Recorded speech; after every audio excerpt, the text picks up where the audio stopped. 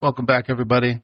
Today I'm excited because I get to talk to my son, who is back from, boot camp, combat training, and he got a couple weeks off break for the holidays. And this is the first time we've actually ever done this together, and he's ever seen the studio. And he is my son, Alec. Alec, I'm so happy you're here, buddy. I'm happy to be here, Dad. Yeah, very happy to be here. Seeing the studio and just finally getting to be on your podcast that I listened to at base once I got done with combat training and boot camp, because obviously we don't have our phones there. But once we got to the schoolhouse, yeah, I was able to listen to all the stuff you're making, which is really cool. I loved it. Yeah? Yeah. I'm enjoying it so far. But again, I talked about it in the first couple episodes. The whole point of it was I wanted to record stories for you and your sister and try to get people on that have been in those, because I've been telling you guys stories for years. Yeah, yes. And I think as you get older, you're like, is he full of shit or is it actually true? Well, I mean, some of the stories were, the ones that you tell me some of them are absolutely ridiculous, that they're so outrageous that I can't help but believe them because they're so specific. Like you fighting the family of 7, that was outrageous. Oh, yeah. Actually, I don't know if I've actually told that story on the podcast yet. Oh, yeah? Yeah. It's absolutely... You fought a whole bloodline. I did. You just fought the whole generation all in the same house. I did. I'll give you a point of reference for that. So this was in Hillsborough. And actually, I should talk about this one time with BJ, because BJ was my zone partner at the time. And he left to go to school resource. And I gave him a bunch of shit because I'm like, dude, you left me. Oh yeah, he was at my elementary school. Yeah. I remember that. Like, you left me in the streets all by myself. And literally, I think within a week or two, I got a call for a domestic, and I show up, and the dad's outside. It's an older gentleman, and you could hear fighting inside the house. And I'm like, what's going on? He goes, my oldest son and my youngest son are fighting. I want my oldest son removed from the house. That's all he says. And then when he's saying that, I hear smash on the ground. So I'm like, all right. I said, they're inside. He goes, yep. He guides me into the house, points at the 2 sons. They're clearly fighting. And I start giving commands. Both sons turn and look at me and go, get the fuck out of our house. And they start making aggressive motions towards me. And I'm like, so I go to grab the oldest son, because that's who I'm there for, per the dad who called 911. Yeah. When I grab the oldest son, I feel somebody jump on the back of my neck and put their arm around me. I had no idea who it was. Not that it really would have mattered, I guess. So I don't know how to describe it. I just kind of slid him off enough to give my elbow room, and I cracked him in the face with my elbow. Well, that person was their mother, who was like 60. She goes flying over the couch, lands on the coffee table, smashes it. Oh. Now the dad who called me there is running at me because he saw me hit his wife, who had just jumped on my back. Oh my God. So I basically throat chop him over the couch, put him next to his wife. Then that's when I realized this is a family that has 7 children, all adults. And they all come pouring out, and they're all trying to fight me, bring me to the ground, kick me, punch me. And I'm basically just picking them up and throwing them into each other or into furniture as I'm trying to back my way out of the house. We have, in Hillsborough County, we have these red buttons. They're emergency buttons. It's called 1024 status. And it basically freezes all radio traffic so that you have an open mic, and I'm calling for backup, and they can hear just smashing and cursing and slamming and fighting. And as I'm backing out of the house, I keep sidestepping back, and I'm doing what I got to do. As I get to the door frame so I can get out of the house, the daughter and a son grab the collar of my uniform. Oh my God. So I grab them, and I'm dragging them out of the house with me. Right as I do that, I hear like a whoosh behind me, and it was a detective who I loved, a.k.a. Batman. Love that guy. Oh, hell yeah. Big dude. He tackles, there was an adult friend outside who I didn't even know was there. He was about to punch me in the back of the head. Oh, shit. So he side tackles this dude as I'm dragging these 2 people out. The entire district, so like Oh my God. 40 cops, K9. I mean, I think the major and the captain, like everybody collapses on this house. I didn't know that. Oh yeah. They grab the 2 people I have. I fall to the ground. I'm out of breath. I'm sweating. Yeah. My uniform is all just destroyed, ripped to pieces. I'm bleeding. Most of it was their blood, but they had gotten a few shots. Hell yeah. And I'm laying on the ground. And as I'm laying on the ground, my sergeant comes over and goes, "Hey, buddy, are you okay?" And I was like, "Yes, sir." He's like, "Are you hurt?" I'm like, "No, sir." He's like, "So who's going to jail?" I said, "All these motherfuckers are going to jail." Yeah, I knew you arrested the whole family. He goes, you said that. He goes, "Okay, just breathe, relax. We're here. Just take a minute, compose yourself." So I get up, I'm dusting myself off and all stuff. They grab every single person in the house. They put them in cars. They roll them to the district. So we get to the district, and detective and the supervisors pull me into a room. I have to explain the story that I just laid out. And they're like, "Okay." And they go in and they individually interview each family member. Now, I didn't realize this. The mom, her ankle's like swollen. They're all bleeding. And they're holding their arms. And Jesus Christ. And the girl who I was dragging out of the house, who had grabbed me by my collar, she had a colostomy bag from something else. And I had nothing to do with me. My God. So I'm like, oh my God. I had no idea. I'm just fighting. I mean, you got what I've always called Kratos strength. But all I can remember, because I sat there and I watched the interviews. And so the purpose of the interviews, they were trying to see if this was some sort of ambush thing where they're like trying to get cops to come in so they could beat them up or hurt them or whatever. It was not the case. Long and short of it is, the 2 brothers were fighting. It was a true domestic about some bullshit. Yeah.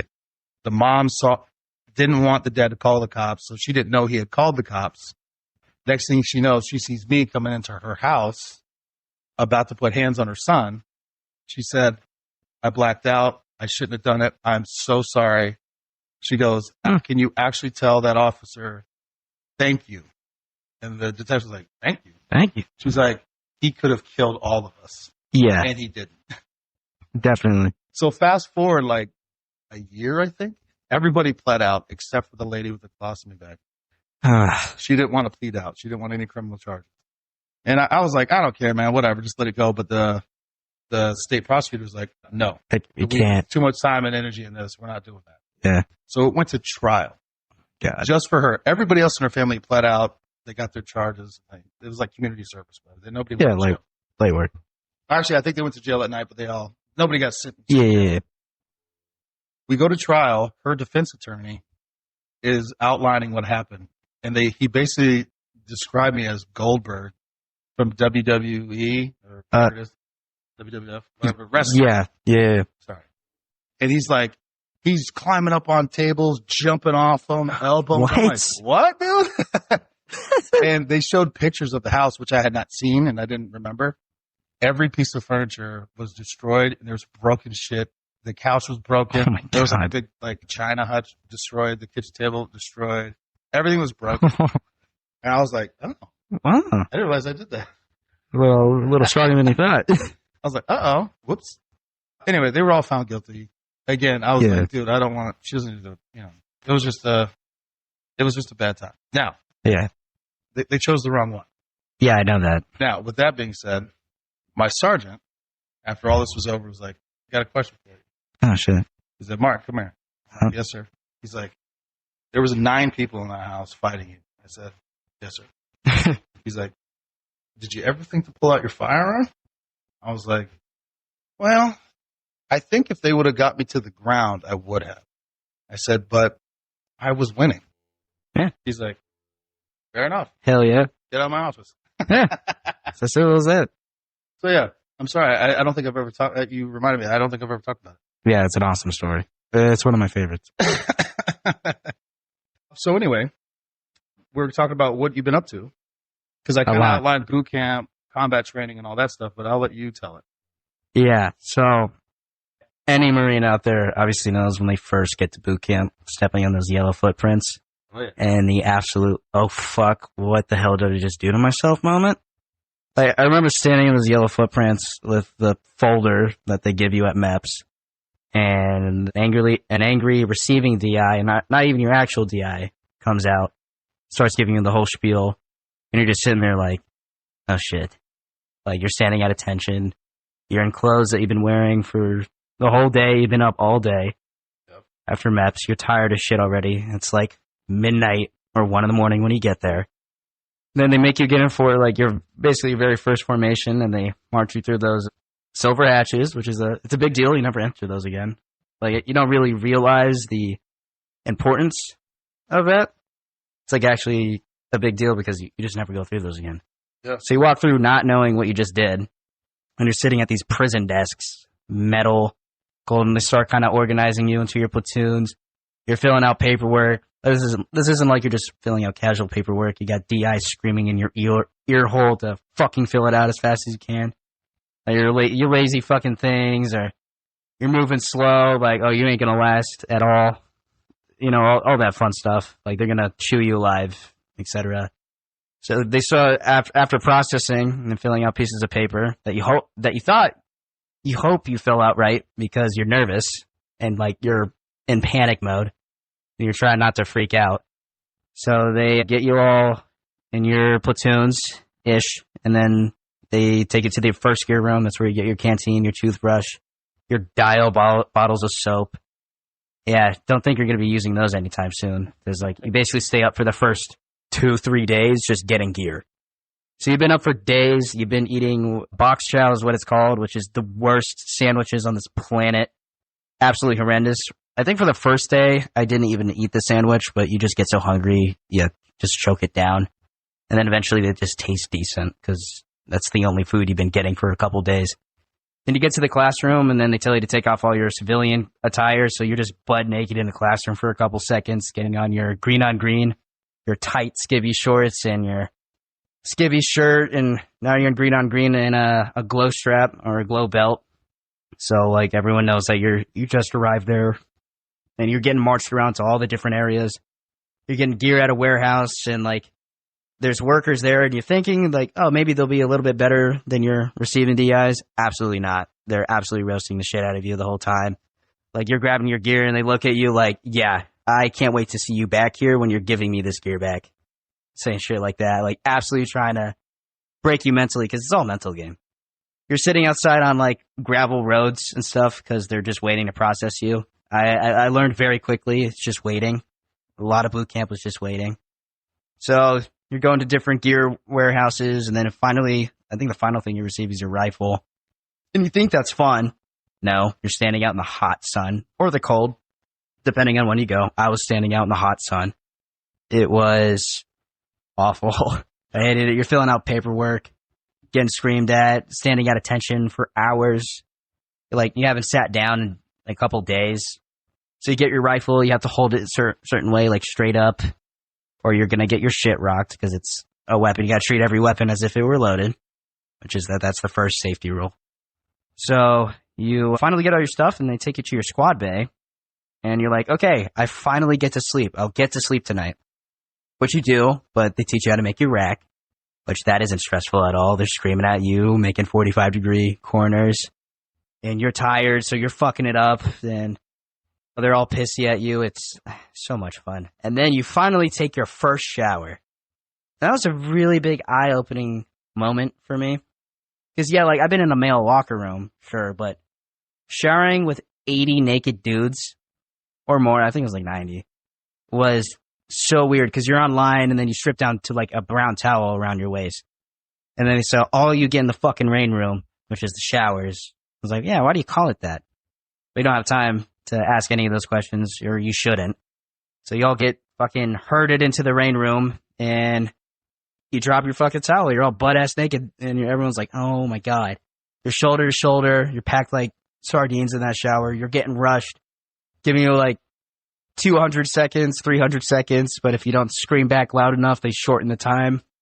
So you're like rubbing like this terrible dial soap all over your body. You're not clean. You're not actually showering. You're just getting wet. And then you go like shave your dumb little face, and then you brush your teeth. Wash your balls in your tank. Yep. God, it's just that was so much fun doing that for the first day. And then finally you get back online, And then they're like, oh, fuck you. You start like doing push-ups or like planks because they're just pissy with you. And then you start scuzzing the floor because we started cleaning, which scuzzing is like sweeping with like a little brush. Like you actually duck walk with it. You're not like on all fours. Like you're in a squat the whole time scrubbing the floor. And if you don't want to stay in that squat, they'll make you basically like bear crawl, but both hands on the brush. So you're kind of just pushing it along the floor up and down the squat bay until like your legs are absolutely shaking, and then they'll make you keep going. And then like for those that were overweight, it would be like, oh, I bet you'd keep going if there's a Twinkie in front of you, you fat thing. You can't laugh because, oh my God, if you laugh, you get absolutely fucked up. It's the funniest place on earth, but you're not allowed to laugh. Ooh. Yeah. Get you composure. Yeah, it's bearing. You gotta learn your bearing. Hold your bearing. So finally, like, at that day, we finally get to hit the racks, and then all of a sudden, you gotta make Firewatch. So, in boot camp, I thought it was bad, but it's just an hour compared to what I've done later on, how long my actual duties are, which were like 4 to 6 hours. Like, my first duty at my schoolhouse I was at was at 3 a.m. till like 8 o'clock. Well, hold on. Before we go to the schoolhouse, I actually, so I talked about a little bit before. I've explained that proud of you, but you were my music, arts. Yeah. You like playing video games. I mean, whatever. What I always told you, I was like, your knees are going to be amazing when you're 40, because as a football player, my knees are destroyed. Yeah, I'm starting to feel the knees now because of the rucks. Because now I chose, because so I used to do a bunch of music and like theater before the Marine Corps. Like, typical band nerd. I'll admit it. What actually pushed you to go? Well, I mean, I knew it was like your side of the family, everyone did it, but I was for a long time sure like, hell no, never in a million years did I think I was going to do the Marine Corps. Yeah. So then, like, obviously towards the end of high school, I get into pre-med. I get into college. Did you know I got into college? Yeah. Okay. I didn't know because I didn't know if I told you. So again, in pre-med, I'm just like, but I keep remembering the conversations you had with me about debt. And I was just like, how much it's affected you and affected your whole life. It's just never left you. College debt just is ridiculous. So I was like, well, I can't really afford this. So I was left with options. I was like, well, I still go to pre-med school and I rack up an unholy amount of debt trying to become a doctor and all that fun stuff, and I'm in a new place. I don't know anyone, all by myself, trying to figure it out in a dorm room with zero life skills. And you were telling me, like, the world is not getting any safer. It's becoming a much more dangerous place. And I always wanted to be capable and able to defend myself and able to survive shitty situations. Yeah. Which, growing up where I was, it was a very quiet town, very closed-minded town. It's very safe. Like, people don't lock their doors there. Like, it was a very safe place. Yeah. Compared to basically really anywhere else. So I remember it was the end of your junior year, the summer before your summer year. That's what you were like, this is what I do. Yeah, so that deciding factor is because, well, you're the one that got me in contact with a recruiter. Because he said, like, oh, this Marine Corps recruiter can help you with medical stuff. And I was confused because there's no medical anything in the Marine Corps, right? So the recruiter I talked to, he was obviously very nice because now that I know, that's just his job. So he's telling me all these ways, like, through the Marine Corps, I could, like, become a doctor, and he was giving me the whole spiel about it. So I was just like, okay, I'll hear him out. Sure, I'll go. I'll show up to the office, maybe show up to a PT session, just see what it's all about. And seeing how physically capable I was, like, I was able to do a pretty decent amount of pull-ups at the time. I was really good at running. I could run really fast. I was able to do the plank. I was just like, okay, maybe I could do this.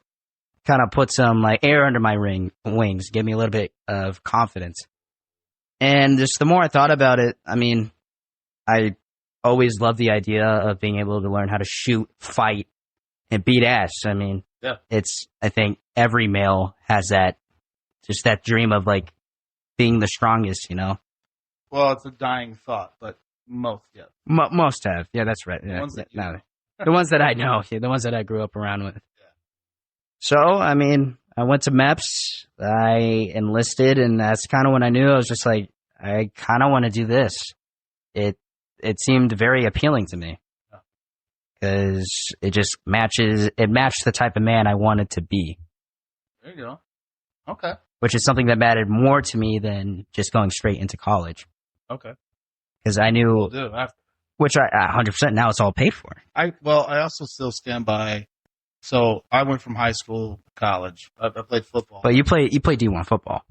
Respect. Yeah. Humble brag. Yeah, humble brag. You didn't even know there was other divisions. It's absolutely ridiculous. Yeah. That's a funny story. I learned later that there's multiple divisions, and I was like, oh, they play football. It's absolutely ridiculous. Like, what, D3 football is a thing? I was just like, oh my God. Yeah, accidental asshole, which I can be an asshole all by myself. I hate it when I become an accidental asshole, which I definitely was in that regard. But I asked this, we're going to get back to combat stuff, but we're just kind of going on a bunny trail. But I asked your sister this because it's something that I always think about growing up. So in the last episode, I talked with Mo because she had her son after she'd already been in law enforcement. Mm-hmm. So for her, she's doing things to her that just make sense because this is how we do things. Safety, security, basically teaching you how to scan a room, understanding that there's evil people in the world, handling firearms. Like these are normal things for people who are in the military or in law enforcement because they deal with it every day. Which, yeah, I mean, you would tell me about this stuff growing up, that there are bad people out there, that I need to learn how to protect myself, and there is someone out there that is more than willing to take advantage of you. Yes. I've just never experienced it till, I mean, I went into boot camp and MCT. Like, there's a big problem with people always stealing stuff. But learning that there are people out to get you and they're actively trying to do it was just like, and actually seeing it was a big eye opener for me. Actually, hold on. Making a note one real quick, but because I'm going to come back to it. We'll talk about this in a second. But that was one of the bigger things that I learned in the Marine Corps. Yeah. But again, we joke and laugh now about my parenting style. But I need you to understand, and your sister as well. So you guys were already around when I joined law enforcement. So I had a preconceived notion prior to law enforcement. And then I got bombarded with how heinous people can be. From training, experience, casework that I did. I dealt with, what I would call regular criminals, burglars, robbers, thieves. I also saw horrific car crash, like how fast your life can change in a moment, car crashes, things like that. But I also dealt with pedophiles, child abusers, gross, things like that. And I learned a lot about it. And so I'm like actively learning while also having children, trying to not scare you and your sister to fear everyone, but also to know, like, look, there are some evil motherfuckers that exist and walk this earth that will destroy you in a heartbeat. Yeah. Especially as children, but then even into adulthood, there's always somebody, again, I will say not the majority, but there are bad people. 100%. And so I felt like I was always trying to walk this line, and I think sometimes I did better, sometimes I did worse. And trying to articulate that to you guys. And I feel like sometimes it came off as harsh, which I guess reality is harsh. But reality is again, harsh, yes. You're 6 and 4. Yep. Yeah. Do you want to talk about that a little bit, growing up like that? Young. Yeah, so like... As far back as you can remember, not asking. Yeah, when I was younger, I mean, when you were like in like doing deputy shit in the streets of like Florida and stuff, I have this vivid memory of mom washing blood off of your uniform. And I pointed, I was like, is that dad's blood? Right? Because I was 7, right? She's like, no, that's bad guy's blood. I was like, whoa. And I remember seeing your knuckles raw one day. And that, like, at 7 years old, that's when I started to figure out, I was like, what does my dad do? Because, like, when you're 7, you're, like, your vision of a cop is, like, a cartoon cop. Yeah. You're catching a guy, like, in a ski mask, running around with, like, money bags with dollar bills on it. Yeah. Like I didn't realize that, like, no, you're fighting like bad people. Like you're fighting for your life. So just seeing bad guys' blood on the uniform and seeing your knuckles raw, I was just realizing like, holy. And then I got to see you. You were in like the start of it, but you were on Cops. Yep. At one point, well, Uncle BJ was like the one talking, but I saw you in the background. Like it was in our hometown, like where you were doing stuff. Yeah. So it's just like, oh, it was kind of cool to just see a glimpse of you in the background handling stuff. Just like, oh, this is what my dad does. Yeah. Well, and so, I mean, do you remember anything as a kid? I mean, we could talk about it now because we talked about being raised. Yeah. Well, as a kid, no, go ahead. You work a lot of night shifts.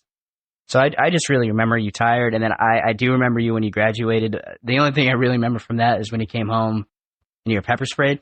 Oh yeah. And how miserable you looked. It looked like you had the fever. Yeah.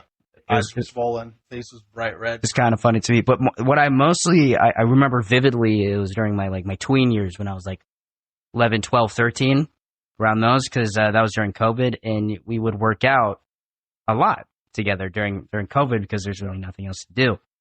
And at the time, it felt very, very harsh to me because the way you would push me was how a drill instructor would push you, basically telling you that you're weak, you're gonna die, right, if you don't do this last push-up. Yeah. And I was 13, so I would cry, right, like tears, whatever, and then you would tell me that it's just like that's not gonna solve anything. You crying is not gonna fix it. It's not gonna get that push-up done. Yeah. And at that time, I thought that was harsh. I would just go run away to my room, and I didn't want to work out with you anymore. Yeah. And I was all pissy, and I just completely avoided it altogether. But now, well, yeah, it makes sense. Like, now when I'll eventually, inevitably get deployed, I can't just cry when a bullet goes flying over my head. I can't cry when I'm fighting a bad guy, like fighting an enemy. It's not going to fix it. Like, you have to kill him or you're going to die. Yeah. It's as simple as that. So, like, now with my new job, right, how you raised me when I was 12, 13, it's useful now. But at that time, I was just like, my dad's absolutely fucking insane. Yeah. Like, why the hell are you doing this to me? Yeah, and so we've got some episodes lined up for mental health stuff with law enforcement, and I think it's kind of cool. It's also a big deal in the Marine Corps, mental health. We'll talk about that as well. Yeah. Because you've already yeah, literally seeing shit that we had like 2 people already. Like when I got there, like 2 people hung themselves. Yeah. Like it's a big problem where I'm at. Yeah. It's everywhere. But yeah, it's everywhere. But it's hard to explain, especially to kids. You go work a 12, 16, 18-hour shift because it depends on what you're doing. Yeah. And whether or not you had court and you just got done arresting domestic violence or seeing somebody's family get killed in a car crash or work alive or just whatever, just the absolute worst side of humanity. And then you go home and you're tired and you just had a mentally, emotionally draining shift. Yeah. And your kids are just like, hey, dad's home. And you're just not in the mindset to reciprocate that. And you just want to get your uniform off, take a shower, or sometimes just rack out even without a shower because you're so exhausted. And then you wake up and you're like, you got to do it all over again. You barely had time to process what you just did the night before and you got to go do it again. Yeah. And in the meantime, your kids are like, Dad, I got a A on my spelling bee or test or whatever. Or, oh, Dad, how's your day? You don't want to be like, yeah, I arrested some child abusers or I took some kids out of a meth. Yeah, because I was 7, 8 years old. So you're trying to work as fine, so I don't know. It's something I'm actually just now starting to realize as I have some time to step away from it all. But yeah, you guys are getting older and these are things that I think about now. Yeah. And yeah, it's a lot of time away. But, for me, it's like I always wanted you and your sister to always have like a safe home, a happy home, a healthy home. But at the same time, not be naive to the world And sometimes it's hard not to get disgruntled. And listen, I only did, I think, 5 years with Hillsborough and a year with state police. So there are guys that did 20, 30 years in worse environment than I did. So I can only imagine how it happens. But these are the things that I think about now that I'm getting older. Yeah. No, it's just obviously I've had time to look back at my childhood now that I'm out of it. Obviously I'm not a kid anymore. It's just how you raised me, and like I was very even in school I was very cognizant of the evil in this world. Like one of my best buddies, he went into the Marine Corps with me. It took us like a year to convince them to lock their doors. Yeah. Because they absolutely refused to believe that someone would just go in there and take their stuff. Because that's unheard of. Like, why would they do that? I'm like, yeah, it's the same way. Not anymore. Thank God. Yeah. They actually locked their doors. But it took me forever. Like, I would be at a sleepover and their doors are just wide open. And I couldn't sleep, and I would get up and lock their doors for them. And their parents would be all pissed. Like, who the fuck locked the door?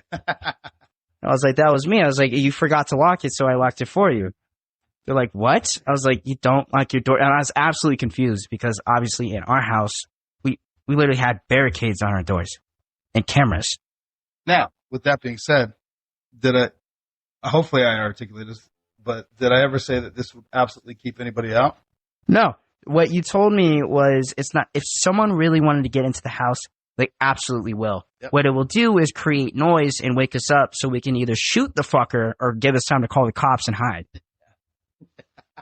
So, also had a little, I was a little bit paranoid in the friend group because every time we would go out, I'd be like, okay, what's the exit strategy? And they're like, what? Yeah. I was like, yeah. So if something happens, how are we leaving this place safely? And they would look at me like, dude, you're paranoid, man. You need to calm down. I was like, no. Because the one time it fucking happens and we get out fine, I'm not crazy anymore. Yeah, and again, that's one of those things where 99% of the population, well, maybe less, but hopefully we'll never have to deal with that. I hope not. But when you're a cop, you see that every fucking day. Yeah. So you see it every day. Mm-hmm. And so you're like, this happens all the time. That's not reality. Yeah. But for a cop, it is your reality. You see that shit. And I know for a soldier, and again, you're still early in your career. Very, very early. You go to war and stuff, they see atrocity. Yes. They come back and they are just, everyone's a fucking enemy. It's like, no, dude, it's not reality. That's just, that's your reality from what you were in. Yes. So it's hard to separate those things. Yeah, it took me a while to ease up on that. Because I knew I lived in Maine, and that more likely than not, nothing's gonna happen. But that paranoia, that little paranoia was always there. I was always like, at restaurants, I would sit and face towards doorways, just so I could see who's coming. And one time, it did work out in my benefit. So I was at a McDonald's with my boys, hanging out, and I was facing the doorway, and I see this guy come in. And he's cracked out of his mind. He's fucking high on something, and he has a pocket knife. And he's like waving it around, walking through the McDonald's. As soon as I see that shit, I'm like, without a word, I was like, all of you get the fuck up. We're getting the fuck out of here right now. Yeah, we gotta go. So we all get up and leave. It's just, and they're like, yo, what happened? And I point, we see through the McDonald's window. We're all sitting in the car, and I say, yo, look.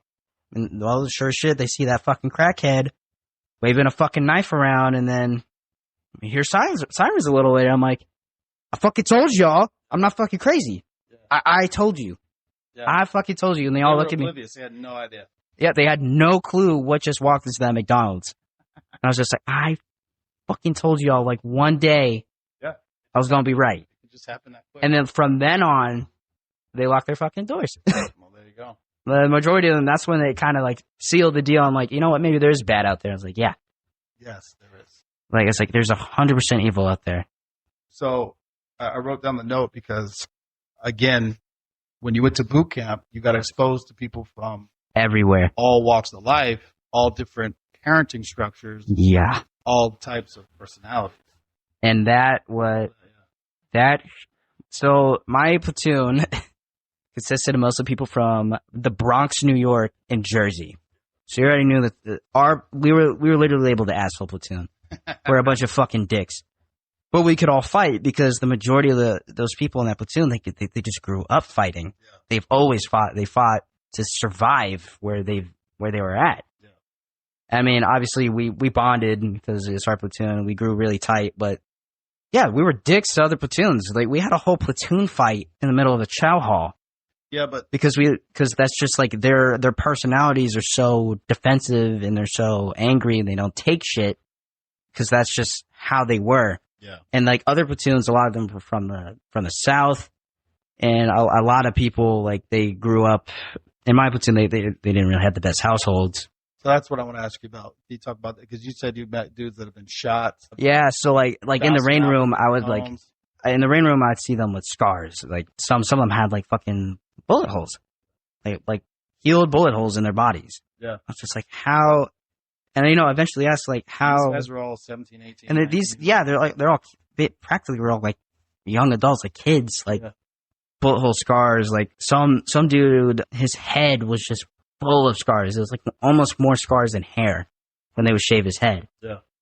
I was just like, how the hell did that happen to you, man? And he's like, yeah, I was walking down the street and I just got fucking jumped and they're hitting me in the head with rocks, punching. I thought I was gonna die.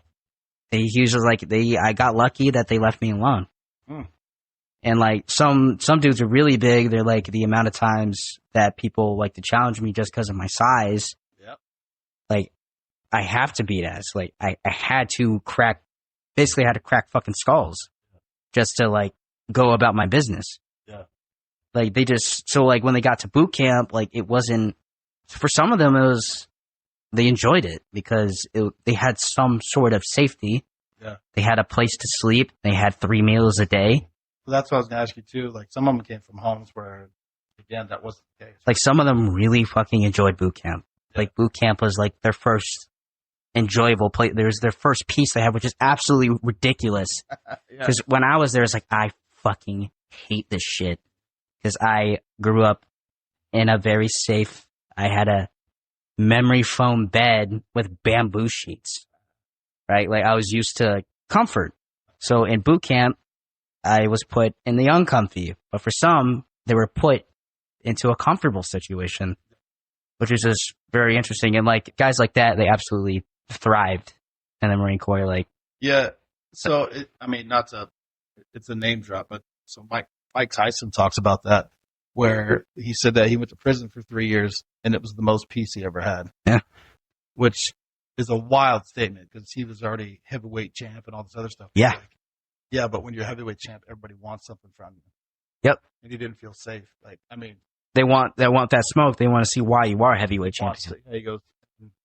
Well, I mean, so that you told me that people found like for them boot camp was peace.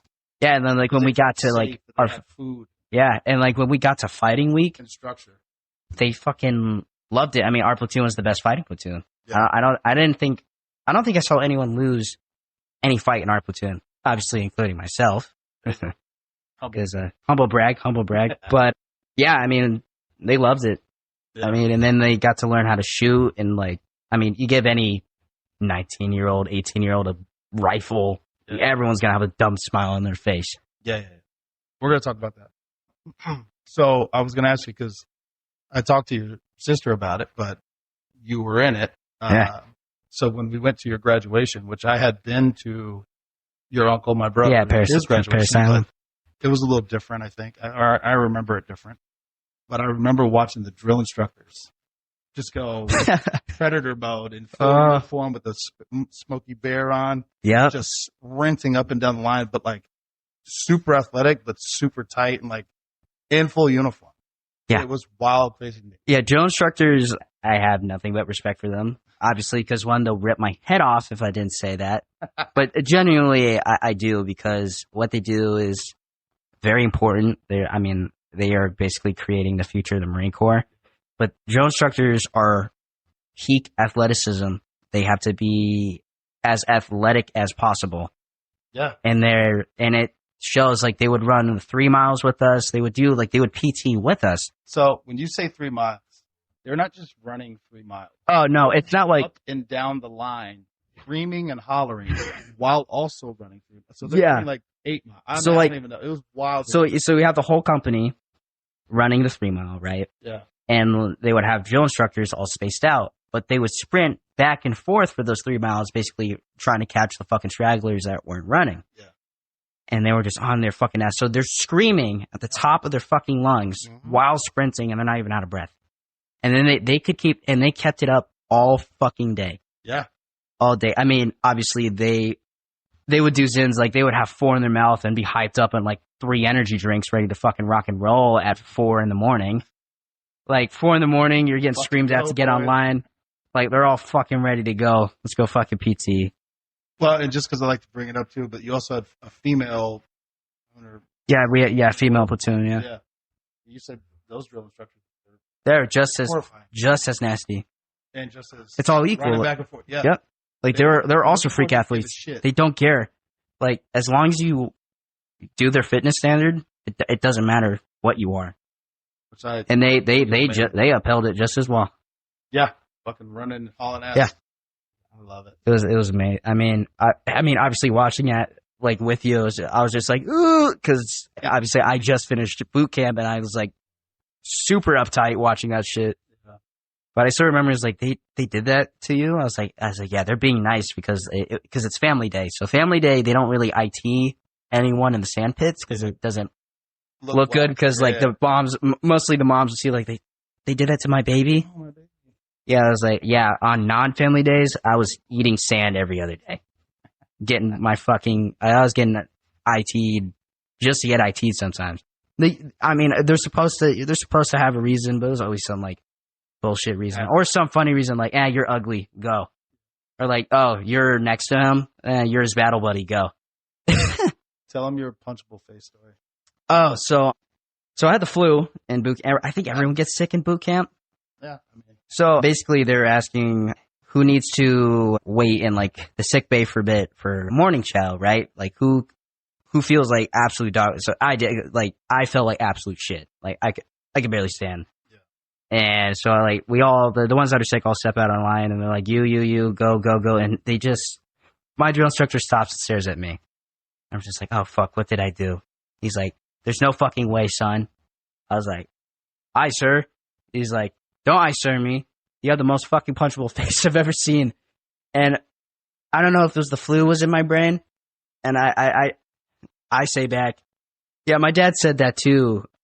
The drill instructor, sir. He was just like, and he hides behind his hat because he's trying not to laugh. He's like, Martin, go fucking die. And I get my fucking shit rocked on the quarterdeck and then I get to go to the sick bay. But like doing IT while like having the flu was just, the fact that I did it, I was impressed, but oh my God, it wasn't pretty. Because like the whole time I was doing like, Martin, you weak fucking thing. You will hold that goddamn plank. I was like, aye, sure. Now, would you say they were meaner or nicer to you than I was trying to tell Oh my God, so much meaner. Are you fucking kidding? So much meaner. Like, holy shit. The things they would say, like, during like shooting range, the shooting instructors there, every single one stops and stares at me. The whole, like, it's like 20 of them. Oh my God. They all start pointing and like, you look like a fucking frog, son. I was like, and then like for the shooting instructors, you don't have to like say, "I sir." They don't like it. It's like, stop being fucking weird. Stop saying, "I sir." I'm not your drill instructor. And you're just, you don't know what to say. You're like, yes, person. Like you don't know because your brain has just been broken because the shooting is like halfway through boot camp. So you're more than well like used to screaming, "I sir." Yeah. And they're all ganging up on me, calling me that I looked like a fucking frog and I was ugly. But to be fair, and then they call it over the shooting tower to shoot your target, and then I hit a 5, which is a perfect shot. Yep. And they're like, well, at least Frog Boy can fucking shoot. There you go. I was like, yeah, there you go. Fair enough. But you know, the amount of memories I have in boot camp is so great. Or when I got caught showing teeth, which in boot camp, never in a million years you should ever show teeth. And I wasn't smiling. I don't know what I was doing. I was probably tired with my fucking mouth open like an idiot, open mouth breathing like a fucking dumbass in formation. my drill instructor sees me and he walks up to me. He's like, "Is something fucking funny, son, or are you just retarded?" I'm like, "This recruit's retarded, sir." It's like, "Well, I fucking hate retards. Lock out your rifle." Oh man. And you just, I'm holding out my rifle in front of me, like by the barrel, and you just hold it straight armed, parallel to the deck, and you just hold it, and God forbid you start dropping it. Like, oh my God, because if you drop your rifle, it's 15 push-ups.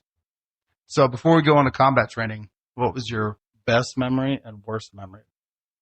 I'll do two best memories because there's ties. So my first best memory is right before the Crucible, and the whole platoon like got together, and we were all camaraderie and stuff. We were all praying for each other, all huddled up, and then our drill instructor comes out of the drill instructor office, and he's just like, "Secure that fucking gay shit immediately. I can't wait to fuck all of you up because of this. We'll see how good those fucking prayers work, son." Love it. Uh-huh. But you could see there's a smile on his face because he was like happy that we were like bonded and supporting each other. But that shit was so funny. And by the end, like we're at the end point, so we were all kind of chuckling a little bit. Like we're like, "Aye, sir," and we all go back online. That was one of my favorite.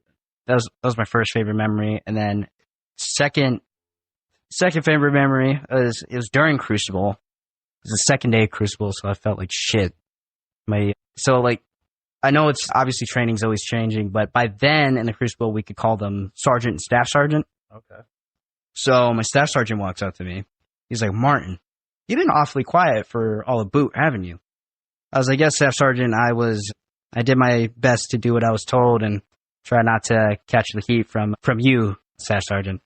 He's like, "Well, that's fucking good. I'm gonna make you earn your Eagle Globe and Anchor today. I got something for you." "Oh, you sure shit had something for me." So we were doing like low crawl, which is skull dragging, right? So your face is in the fucking sand, and we're like basically snail fucking pace, scooching along the fucking sand. He's like, "Martin, your battle buddy's dead. Put him on your back." He gets on my back. He's 200 pounds. Oh yeah. So I'm like, now like my slow pace already is like screeched to a halt, and I'm like, just barely getting across. He's like, "Martin, you're not suffering enough from me. I don't like it." So he throws all like my fire team, all the rifles were now are on my back plus him. Nice. Yeah, that was now I could barely move. Like I couldn't even scooch. Just I can't pull that weight. Yeah.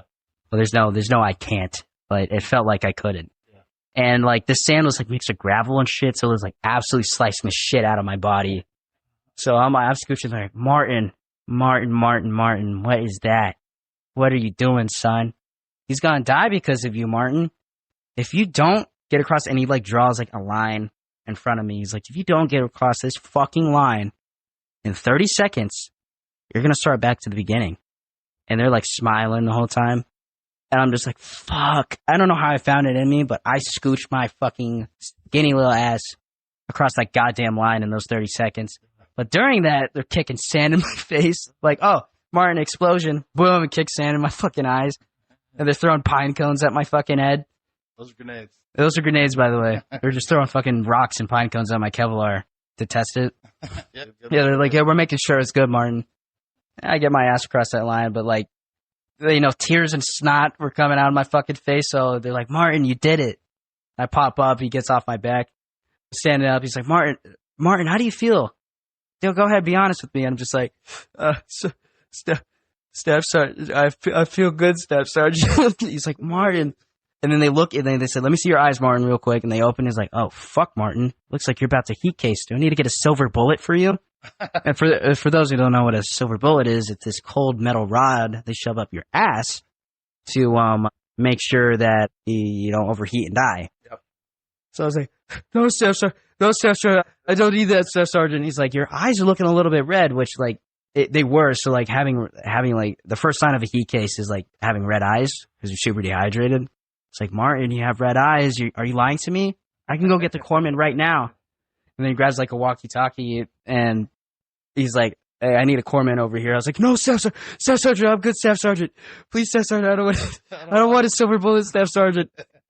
He's like, "Martin, I'm just fucking with you. Get to the fucking end." I was like, I said, and then like they get us Gatorade because like literally half of us were about to fucking heat cases. They fucked us up at that course. So like we're all sipping Gatorade on our like packs, all like sniffling and going. But that's my favorite memory. So the worst memory that I had in boot camp was, so we fucked up at drill. You know, saying drill or die, right? And we chose to die that day. So we all get back to them like, we're not getting IT'd. We're like, what the fuck are they about to do to us? Uh-oh. So our kill hat comes out. He's like, grab your fucking assault packs. So we lock him out for a bit, for like 20 minutes. It's miserable. Those things are like filled with bullshit, like your Kevlar, so it's heavy. He's like, oh, that's good. Grab your fucking main packs, which is like, that's the big pack that you like do rucks with. And we're blocking both out. We're holding them above our heads. And he's like, 12 o'clock, 10 o'clock. And you slowly move your arms down. We do that for a bit. And we're fucking smoking. And until eventually you tell us to set the packs down. And we're like, okay, that's it, right? That wasn't too bad. Fuck no. So they're like, oh, that's good. Grab your assault packs. Go to the rain room. They're like, what? So he's like, you got 30 seconds. So we're all fucking trampling over each other again to the fucking rain room. We put them all in the rain room. He's like, now go get your fucking main packs. And then we go grab our main packs, do the same thing, throw it in the rain room. He's like, now mix them up. We all mix them up, right? He's like, y'all got 1 minute to unfuck my fucking rain room. So we're all trying to get our own shit. We don't make the time. He's like, oh, that's good. Turns it on. Now our shit is fucking soaked. And everyone's like, oh my God. All of our shit's fucking soaked. Please no. Please no. He's like, now unfuck my fucking rain room again. I think we obviously went over the time, but whatever, right? So we get our shit back and we put it on. We put our stuff on the racks. We get all of our stuff, but like now it's dripping all over our racks because our shit sucked. And then like the whole squad bay is like covered in water, soaked. He's like, yeah, now I still got some more for you. Everyone outside now. Strip. Which means takes off your blast. So we all know we're getting fucking IT. So we all go into the sand pits. They do their fucking IT shit, which obviously is fucking miserable. I always hated when we have to do jumping jacks and they like grab sand, clap it over your fucking bald heads.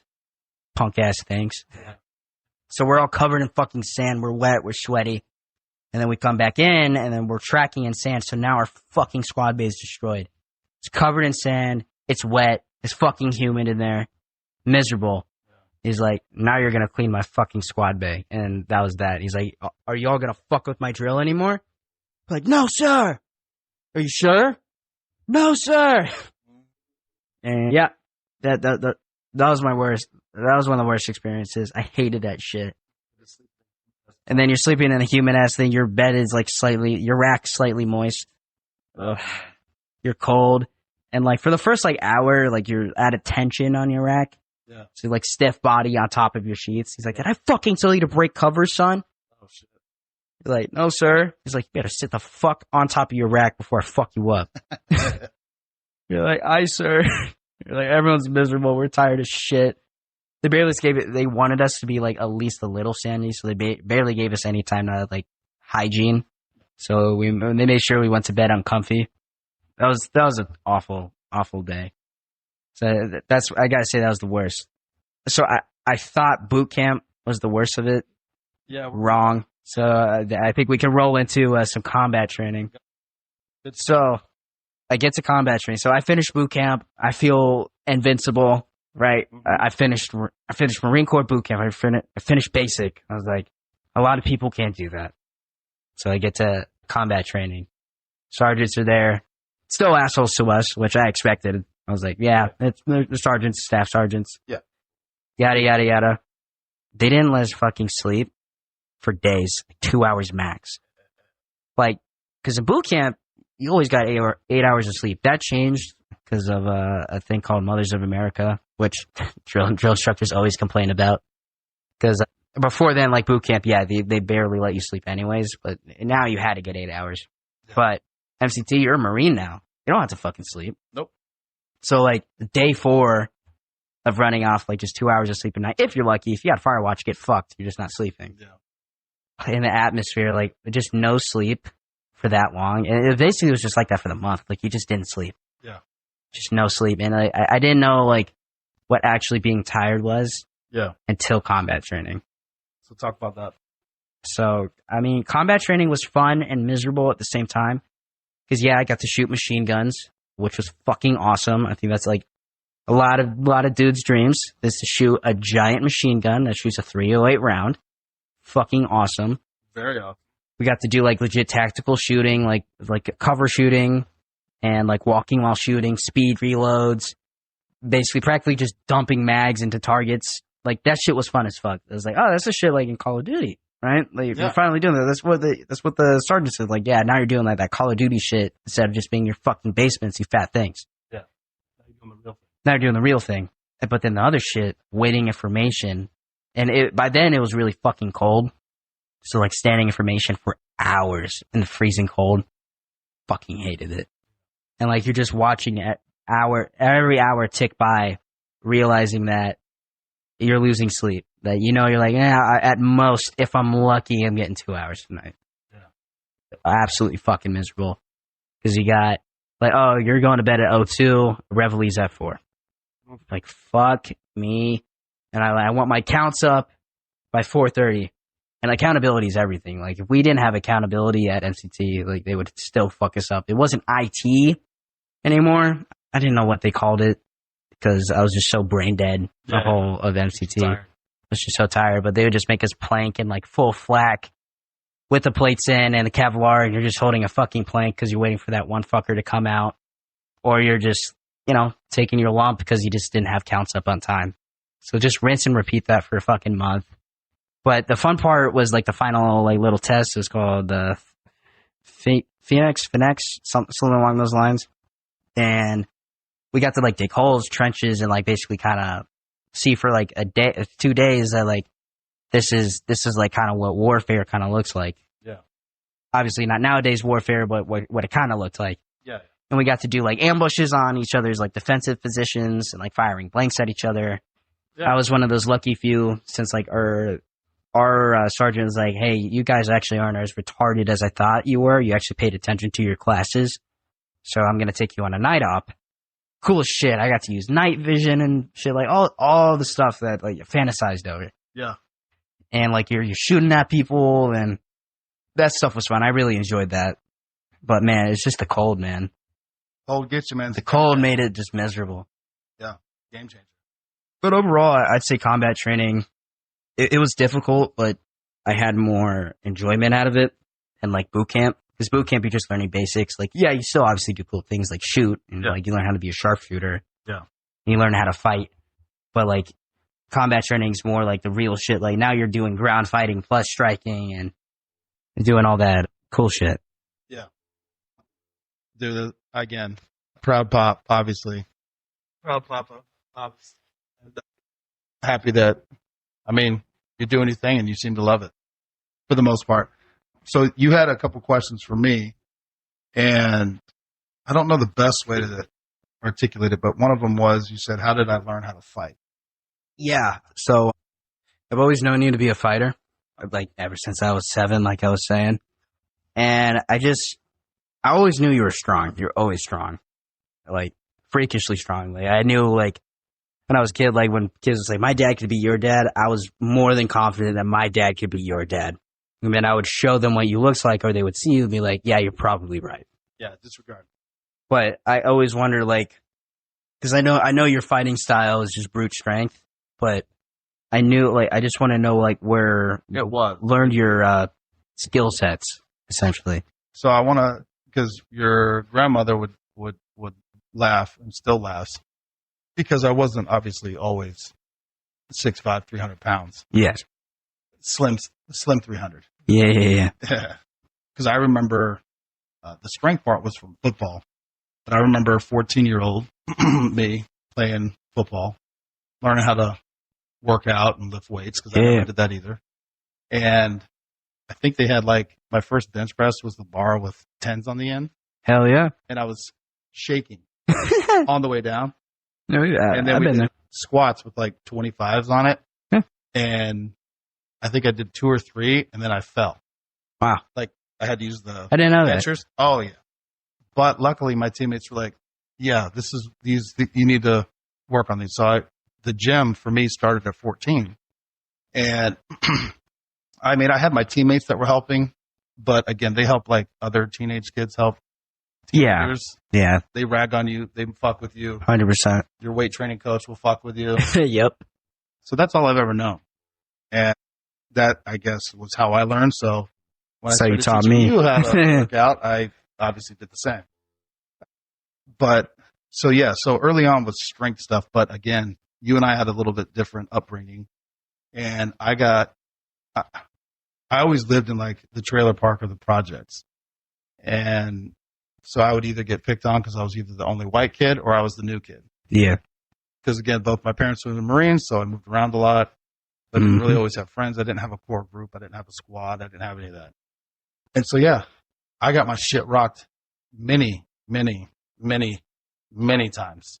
Goddamn. And so I learned through experience of getting my ass kicked until, I don't know, 16 or 17, I learned how to hold my own. But it was street fighting at best. Anybody with any true skill set would destroy me. And yes, my size played a big part of it. I didn't really learn how to fight until I became a deputy with Hillsborough County. And we went through like some basic defense tactics, arresting, stuff like that. And it's a combo of, I don't know, I guess you would call it jiu-jitsu, wrestling. And boxing was the big thing, boxing. I would say now that I would never box anybody, especially in an official capacity, because I don't want to hurt my hands. Yeah. So I took it upon myself and did a lot of different training with on my own, Krav Maga, jiu-jitsu, a lot of ground fighting, because inevitably, especially in law enforcement, you're going to end up on the ground. Yeah. You end up dumping on the ground. And it's not a padded room. It's concrete, asphalt. And you don't want to punch because you'll break your fucking hand, especially if you miss, or even if you hit him in the head, you'll break your hand. So it's a lot of elbows, locks, palm strikes, things like that. So you learn how to use your weight. And you are correct. I'm a bigger guy. So typically, if I can get on top of you, I can just hold you down and maneuver. But no, I had to actually go outside my own agency, my own training, and I had to learn myself. And I remember trying to teach you and your sister very young, how to fight. You guys weigh like, I don't know, 30 pounds, 60 pounds, and I'm 300. And I'm trying to like articulate to you strength and also show you like, look, adult men, like if I wanted to, I could do whatever I wanted to. Yeah. To kind of get that understanding, like you need to learn a skill set. Yeah. And so I would say that I still do some training in that regard, but again, I use my mouth, verbal judo as they call it, to avoid fights. But kind of like what you were talking about, the biggest guy, everyone's like, oh man, it must be so great to be so big. I'm like, not really. Because when people fuck with you, it's win-win for them. If they lose, they were supposed to lose. But if they win, my God, it puts a different bug in your butt. And then the thing for me is, as a cop, if you lose, you could die. Because you're trying to arrest a bad guy. Yep. They could take your gun. They could knock your fucking ass out. You could die. And I had 2 children at home. So I was never going to fucking lose. Didn't matter. Correct. I was not going to lose. That's true. I don't give a shit what has to happen. I'm not going to lose. That's a mentality. Yeah. And with that being said, because obviously UFC is a big thing now, so people on the street now can fight way better than they ever have, mostly because of UFC. They're now learning. I know enough now to know if you are same as me, better than me, or way fucking better than me. And that's when I would there's no fair fight. I'm going straight to a gun or tool. I'm going to. Exactly. People call it, there's no such thing as a fair fight. If you ain't cheating, you ain't trying. Yeah, fuck that. I'm going to a tool. I'm going to do something to win. Baton rap. I've talked about it on the podcast, but when I went to Trooper Academy, they did a fight for your life thing. And I mean, my first fight, I was fish hooking the dude. Like, Martin, what are you doing? I'm like, dude, I'm not going to lose. I don't give a fuck. I'm not losing this. I'm not going to lose. I don't give a shit. But there's people that actually have true skill sets. So it's something that you have to learn. I'm not a badass. I don't know how to explain that. It's like, I don't want to fight anybody. I'd rather not if I have to. But I'm telling you right now, I don't like play fighting. I hate play fighting. I don't do that with my buddies. Like adult men that play fight, I'm like, ain't no fucking way. Because I'm just going to hurt you. No. Because one, I'm too old for that shit. You could actually hurt me. So I'm not gonna let you hurt me. And 2, I'm not gonna lose. Yep, exactly. Even if you're better than me, I'm not gonna lose. So I learned, because like, I mean, my first ever fight was in like my senior year of high school. That was my first fight. It was at like some team dinner. Some guy acting like an asshole. Yep. Whatever. And it was a dumb fight. I mean, yes, did I win? Yes.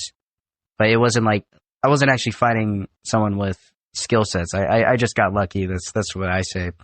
When my first like legit couple of fights, like, absolutely, I got my fucking ass handed to me for the first couple ones. I think it's important, man. Like, I got my shit absolutely fucking rocked. Like, even with the headgear getting punched right in the head, like, holy fuck. Like, this shit hurts. Shit hurts. And then there's these things called, like, fight nights that happen, right? Yep. That's more like gloves off and stuff. It's more just, it's kind of like Fight Club. It's discreet. It's like, obviously we're not allowed to do it, but I don't know. It's the Marine Corps. It happens. So I was new, and then there's like, oh, anyone that's new has to fight, right? Absolutely. So like I'm in the fucking ring pit, whatever, like blouse off, whatever. So I, used to wearing gloves, headgear, so I hit him in the face. I'm like, ow, fuck, that hurt my hand. Yeah. I hit him once, and I was just like, that fucking hurt my hand, like a lot. Like I thought I broke it. Yeah. So I took it to the ground, and I did a choke instead. I did a submission. Yeah. And I was just like, it's just that doing fighting like wrestling, like there's a set of rules. Boxing, there's a set of rules. But when you're legit just trying to fight someone, it's like chaotic as fuck. Yeah. It's not like the fucking movies where you're like squaring up, trying to take blows at each other. Nah, you just fucking unleash on each other. And listen, I respect that shit. And honestly, I think there's not enough. I don't know how to articulate this well, but I don't think there's enough fighting at a young age for young men. And I waffle on this only because I'm not saying that dudes should just be fucking each other up all day at school or anything like that, but that's used to it. When I was growing up, me and my boys, we'd fucking knock each other, we'd rock each other. Yeah. But then afterwards, we'd be like, all right, fuck it, whatever, and we'd. Yeah, that's exactly what happens. We're still friends. Now everyone wants to get their feelings hurt, and they want to use weapons or whatever. Yeah. People end up getting killed and like bullied and all this. I'm like, dude, what? We've lost the fucking mark on what it is. Like, well, essentially just honor. It's kind of like an honor thing. Yeah, you got me. Sometimes I get you. Sometimes you get me. Yeah, it fucking happens. It is what it is. Yeah, you might catch me. It fucking happens. Yeah. But I think it's important because you learn about yourself. Yes. You feel comfortable with yourself. And you also can tell, like... I definitely learned what I am capable of. Yeah. And, like, every time I've, like, fought now, that it's just... Every time I fight, it's just, like, I'm learning how strong I am or how effective I can be or what moves work for me. Yeah. And, like, what can I take? Can I take a hit? I can now. Like, just... I'm learning more about myself and my body, like... How much is too much for me? Yeah. Well, and not to, again, I tend to do this. I talk about Joe Rogan because I listen to his podcast all the time. Yeah, you do. But everybody always wants to go and be like, oh, what's the best fighting style? There isn't one. No, there's not. It's what works best for you. Yep. It's not everybody's body's built for kickboxing, wrestling, or whatever. I will say, boxing if you need to know how to throw a punch. You need to kind of have a menagerie of skill sets because boxing fisticuffs might not work in a bar fight, or it might not work when you're on the ground in concrete. You don't want to be boxing because if you miss, you're going to break your hand. Yeah, you're just going to punch concrete. Yeah. And so you need to be able to adapt to whatever you're in. And again, like I said, don't fight, especially if you don't know what the fuck you're doing. Yeah, that's my tactic. Like, just I've learned how to. Actually, you always taught me this. Like, even when I was a kid, like, you start, like, I remember when you did sometimes when I would get in trouble, right? Instead of, like, immediately punishing me, you would say, I'm going to give you a chance to argue and, like, debate why you did what you think is right and why I shouldn't punish you. So I got very good with my words because of that. Use your words. So I've learned how to. Sometimes you would win. And sometimes I would win. Like, sometimes I'd be like, holy shit. Fuck it. Like, learning how to use my words, like, that is always, that has been helping me, especially where I'm at now, especially in the Marine Corps. It's definitely diffused a lot of things because, well, people in formation get a little cranky, especially if you haven't been sleeping for a couple days.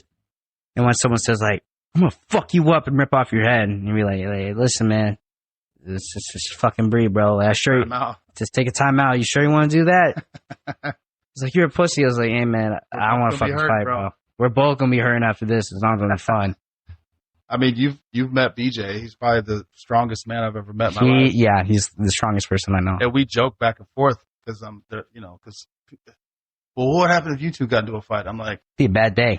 It'd be a bad day for both of us. I'm telling you right now. He might win. I might win. I don't know, but I tell you this: we both gonna be hurt because I don't fight fair. I'm gonna hit him. Yeah. I'm gonna all the cheat moves. Mm-hmm. He's a strong motherfucker. I'm gonna use a rock, throw sand in your eyes. Like, whatever I gotta do. I ain't playing fair when it comes to an actual fight. Neither one of us is gonna come out there looking good. Because I promise you, like, if I'm when I'm out deployed and I, hope eventually or maybe one day, like, face an enemy, I'm not gonna fight fair. No, I'm gonna hide in a bush and shoot you. Yes, because that's what they taught us to do in MCT. Like, correct. Like, they would say over and over again, if you ain't cheating, you ain't trying. Yeah. And again, my favorite game, I win. I win. Yeah, it's the best game you could play because I win. That's what like in MCT. It was the second ambush that I was like a part of. I was in full cami paint, full vegetation, hiding in a bush, camping. Right? See a hole. They were patrolling, lit their fucking asses up. They're all dead. Yeah. It's like, that's how you win. It's just, gee, like, I hid in a bush. You didn't see me. I see you.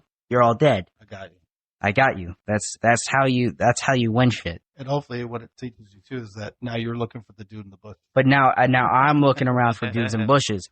Yeah. I mean, actually, when it came to cover, when it came to concealment, camouflage, I was actually very good at that.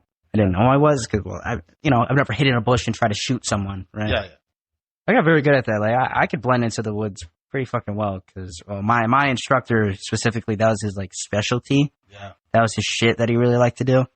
So he taught us very well. So I was very good at that. So when it came to ambushes, like, they couldn't fucking see me, especially at night. I promise you, you're not seeing me. Yeah, I love it. That's how I kind of learned what if you want to say, my fighting style is sneaky, being stealthy. Yeah. Because it works. Because, like, you can be as big as you want. If you don't see me and I'm behind you in a bush, I'm going to pop your head off. Yeah, all that size don't mean shit. It don't mean shit when I put a 5.56 through your dome. Boom. I love it. So you have two more questions. The other one was the difference between military boot camp and law enforcement boot camp. Yeah, so we've talked a bit about this. So, I'll have you start off first. So, with the understanding, my first academy and really the only boot camp, really, was Hillsborough County. I went through Hillsborough County, FBI, halfway through. They didn't like me. Yeah, no. And then I went through State Trooper Academy, and then I went through Secret Service Academy. Yes.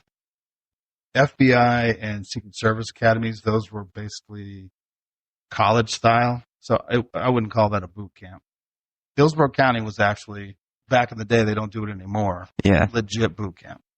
You spent the night, 2 weeks, every day. And it was, again, just to reiterate, I do this all the time. Yeah. I was not in the military. Yes. I'm not saying that we are soldiers. I am not saying that. But they had the instructors, the drill instructors, was mimicked off of military style. And we had a heavy, and most of the guys that were there that were considered our drill instructors were from the military, and several of them were Marine Corps DIs that were creating a 2-week boot camp. Makes sense. They were condensing, right? So they had the help. They had the system. They had the teaching part. They had the heavy, a lot of PT, sand pit, make sugar cookies. Oh, I fucking hate sugar cookies. But in a similar concept, you're taking civilians, because all of us, nobody was in law enforcement, and I think my Hillsborough County one, we had maybe out of, I think it was like 30 guys, or 30 people, because there's guys and girls. 4 of them were former military. One of them was a Green Beret, so we're like, all right, okay, we got it. Yeah. He's killed people, and we got it. He did, and he's a great dude, and he was the quiet one. Yep, those are usually the killers. shout out. We don't use names on the podcast, but it's shit. Yeah, no, I'm not gonna say it, but I've met some sergeants that actually saw combat and took bodies. Yeah, they were always quiet. They're different. They never talked about it, and they were different. Like I could tell there's something off with them. And so eventually, like we ask around, and then they're like, "Yeah, I had to kill 2 people." Yeah. And then they're like, we're like, "How do you feel about that?" He's just like, well, "I did my fucking job, didn't I?" Yeah. They're like, "Yes, Sergeant," and then that was it, and that's all they say. And that's how this guy was, because we would do like, who's ever been in hand-to-hand combat, like to the death? Only he would raise his hand. Who's ever killed anybody with a rifle? Because stop putting your hand up. Yeah, we know. Got it, bro. Yeah, we know. We know what you did. But he was the guy. But so they did. The concept was there. They taught you drill. Oh, you did drill? Oh yeah. They taught you how to march. They taught you how to do all those things. Oh, yeah. They punished you. They did. In law, they call it tornado drill because they did it in state police as well. Oh, where they just fuck your shit up? You'd go out and for like 4 hours, which to get perspective, you're not like actively running for 4 hours. Yeah. His body wasn't built for that. But you're running, sprinting, pull-ups, holding, sitting. They had to give you water breaks, all this other stuff. Yeah, I'm tracking. You're going to do push-ups and sit-ups and up-downs and burpees in the sand pit. You're covered in sand. In Florida, it's sugar sand, so it's fine powder. It's super fine. It's everywhere. It's in your fucking crotch and your butthole. Yeah, body glide. Dude, it's the shit. Awful.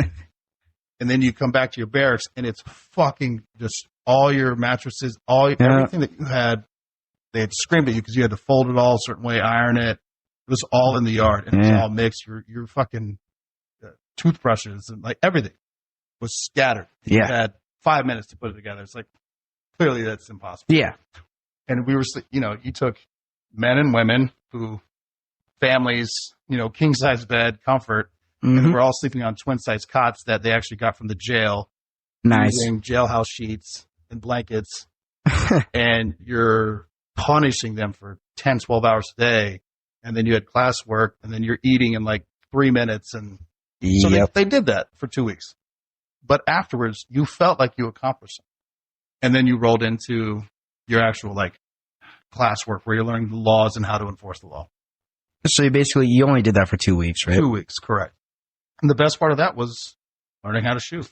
Yeah. And I grew up with military parents. I grew up around guns, rifles, pistols. Mostly my dad. I don't think I've actually ever went and shot with grandma. I don't think so. Wow. I'm trying to remember, and if I have forgotten, I just have forgotten. But yeah, I grew up shooting. So I was very comfortable. And yes, humble brag, expert marksman, all academies. Yeah. Is what it is. But what I will say is there were a shitload, and it was eye-opening. How many people were getting into law enforcement who had never fucking shot a gun? Yeah. They're holding it sideways. They're shooting the fucking berm from like away, like in the ground, basically. I'm like, oh my God, like horrifying. Like I'm scared. Like what the fuck? Like, oh my God. But yeah, they teach you all the weapon systems. So yeah, so I've done that through all the different agencies. Obviously with maybe not obviously. Did you have like when you were doing the firearms, did you have a thing like safety violators or anything? Yes. Mm-hmm. So we had red shirts, typically on a law enforcement fire line, the people who are firearms. So yeah, those are your firearm instructors. Yes. Then we had, I guess you had them in combat, black shirts. Yeah, black shirts. Those are field guys. So red shirts, it was either 1-to-1 or 1-to-2. Kind of depends on the size of the class. And if you had there's guys that would be like, oh, my gun jammed, and would swing across the line with their finger on the, like wild shit. Yeah. And they would grab them and fucking smack the gun out of their hand. Well, could they get like dropped for that? And yes. Sort of thing? Okay. So that's similar. Same thing for. In all the academies, I've seen 5 people. Yep. They said, you cannot do this. Yeah. Multiple violations. It's not one violation you're out. It's like, you're not getting it. Yeah. Something's wrong with you. Or you're just refusing to learn. Yeah, like we had certain levels. So like if you're like, somebody gets. Well, actually, I take that back. I only had one person get dropped for marksmanship. That was Secret Service. Because Secret Service, actually, you have to have a high level of marksmanship. Because typically, and it makes sense, you are in crowded space. You need to can't shoot a civilian. What the fuck you're shooting at? Yeah. And I say that, and I just did a couple, like 2 or 3 episodes ago. Secret Service has had a rash, like 6 shootings in 2024. Wow. And with the exception of the sniper, the Secret Service sniper who took out another sniper, yeah, they all fucking missed. It's awful. Blows my mind because that was the only time I saw 2 people get dropped because they just couldn't hit the mark. You had to hit, you could only miss 5 rounds. And when I say miss, that means you weren't in the target. Yeah, you weren't in the paper, but you weren't in the target. Yeah. And they dropped them. Yeah. So, I mean, similar with that, especially with the Marine Corps, every Marine's a rifleman. So, like, when it came to shooting, it was the longest part of training. It's 2 weeks on the rifle range. So, with us, like, safety violators, like, there's love. So, like, it also depends on what your instructor's mood was.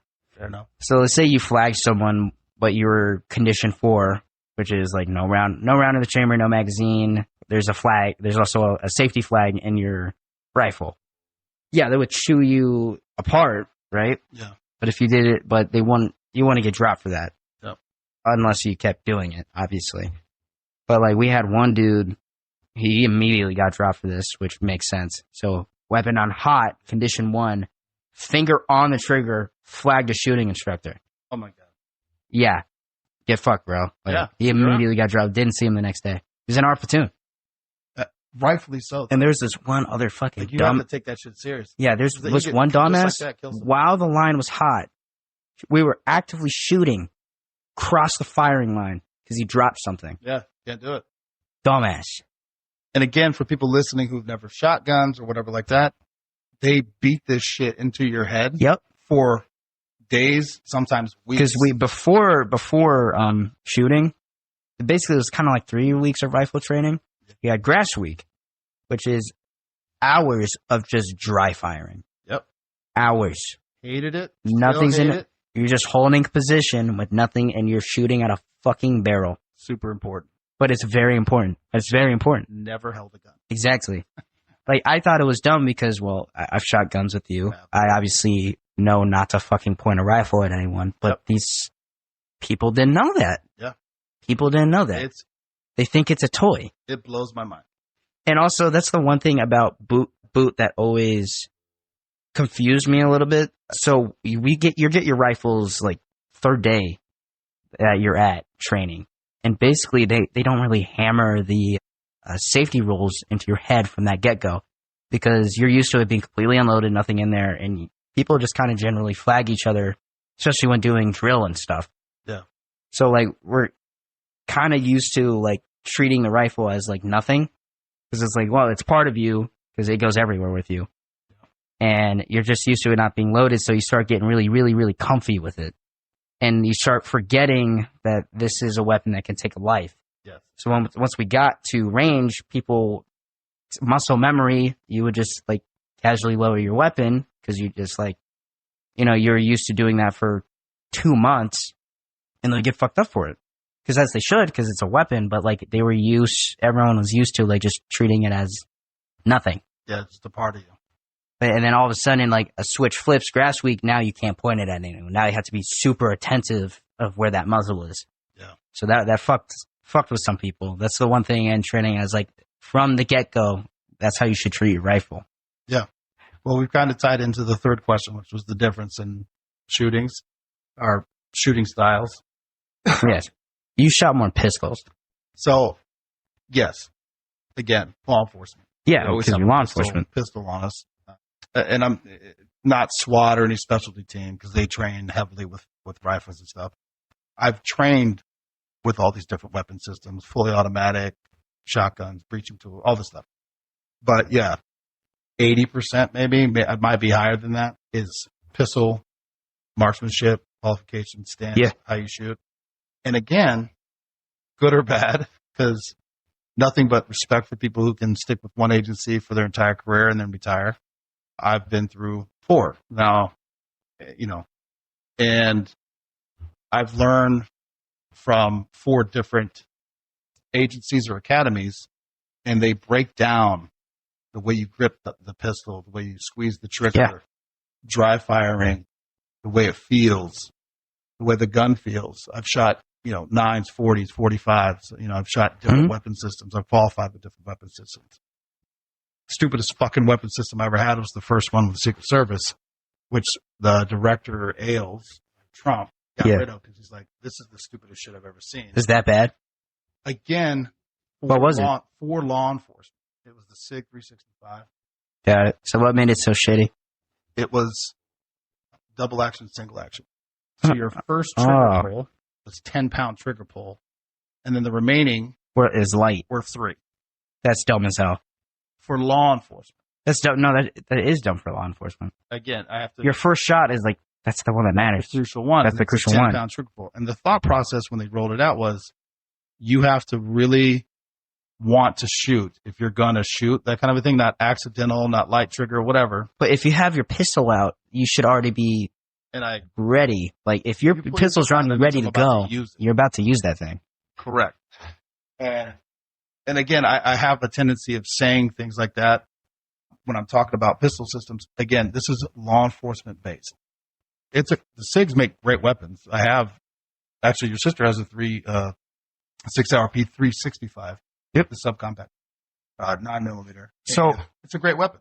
Yeah. So another question. So my favorite weapon is the 1911, still to this day. But, I mean, it only has 7 rounds. But man, it's a pretty gun. So again, for law enforcement, maybe not the best. Yeah. So were you more taught to shoot to wound or to shoot to kill? Oh no. Let's address that. There is no such thing as shoot to wound in law enforcement. Or like shoot to just stop them. Nope.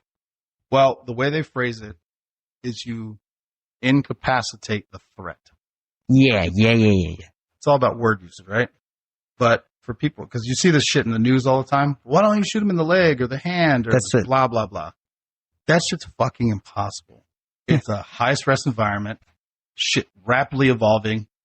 It's, again, TV and movies do no justice. I think John Wick finally made it like somewhat realistic in the sense that it's moving and shooting. Yeah. And there's a lot of action going on.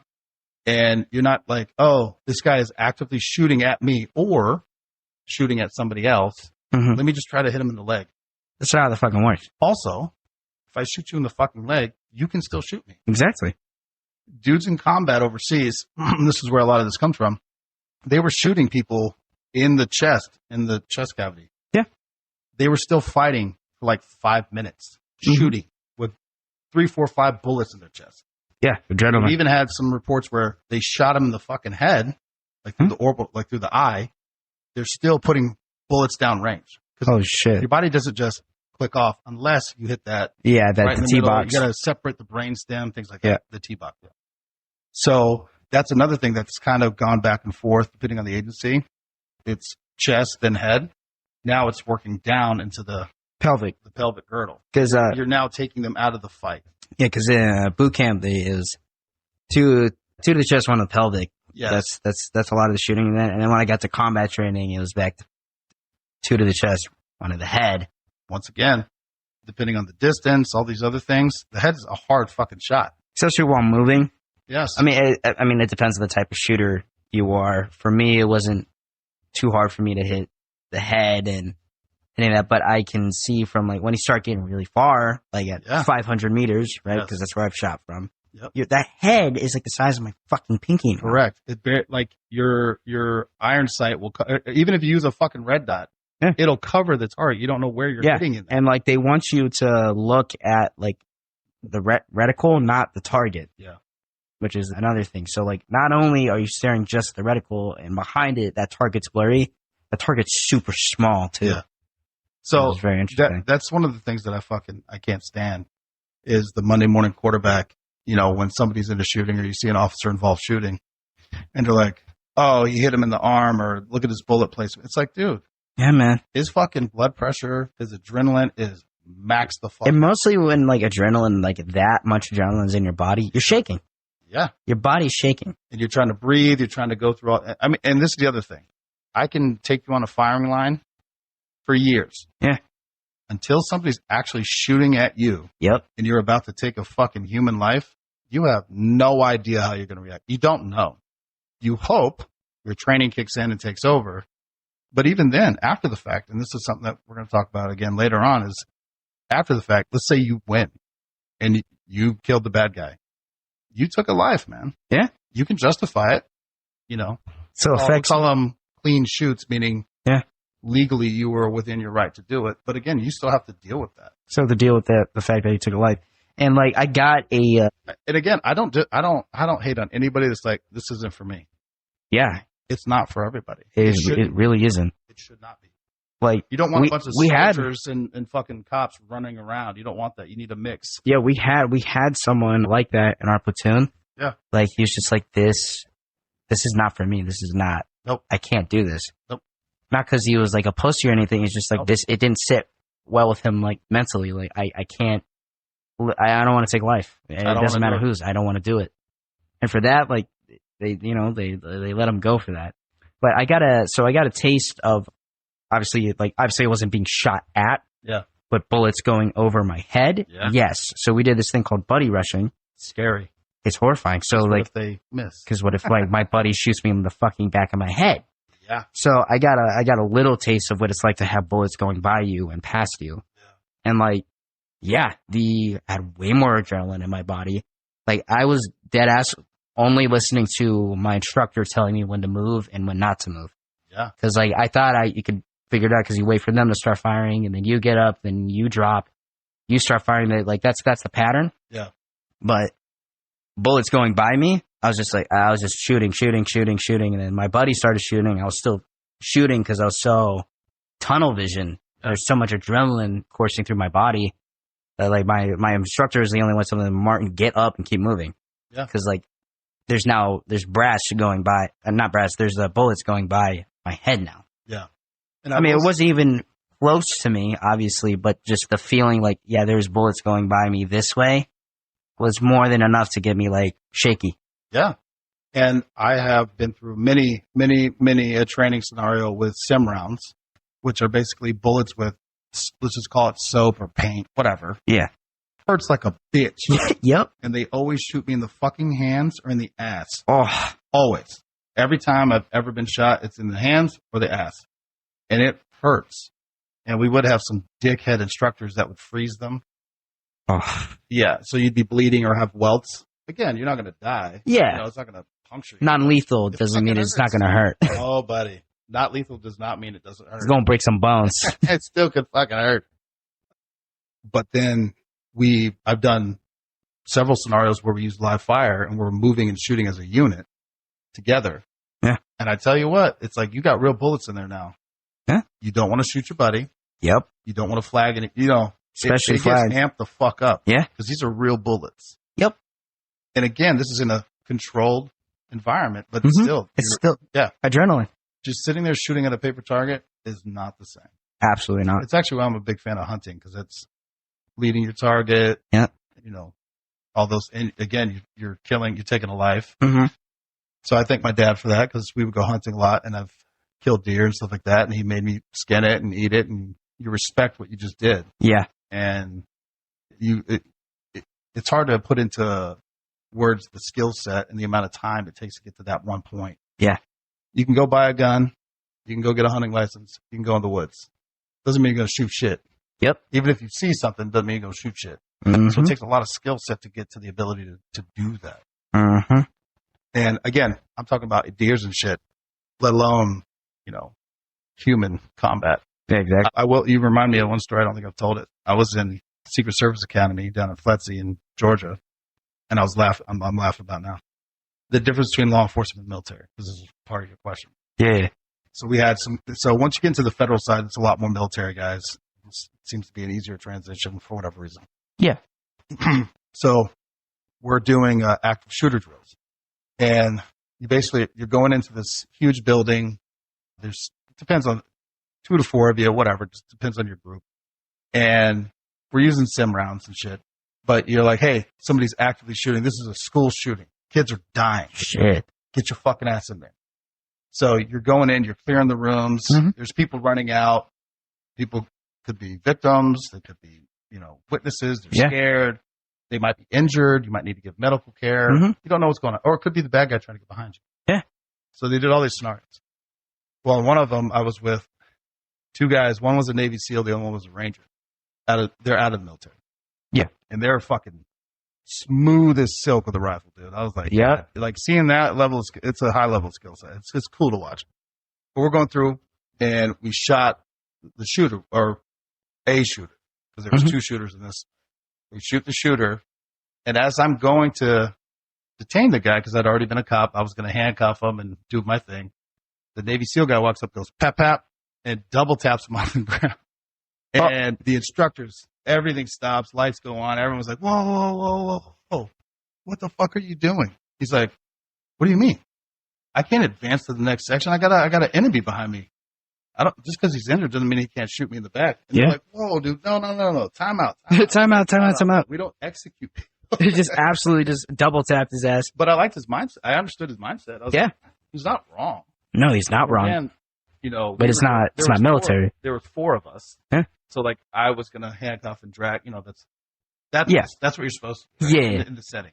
But what if there's one of them or 2 of them? Yeah. You gonna let that guy stay behind while kids are getting shot? No. Me personally, no. It led to a good conversation, but it's like this is the difference between law enforcement and military. I've heard, again, this is new stuff, and I'm trying not to conflate the two things. Indiscriminate shooting and stuff like that. It's not indiscriminate. This is a bad dude who was killing people shooting up a school. Yeah. Fuck that guy. But you're not in the military right now. You're in the United States. There are laws. You can't execute people.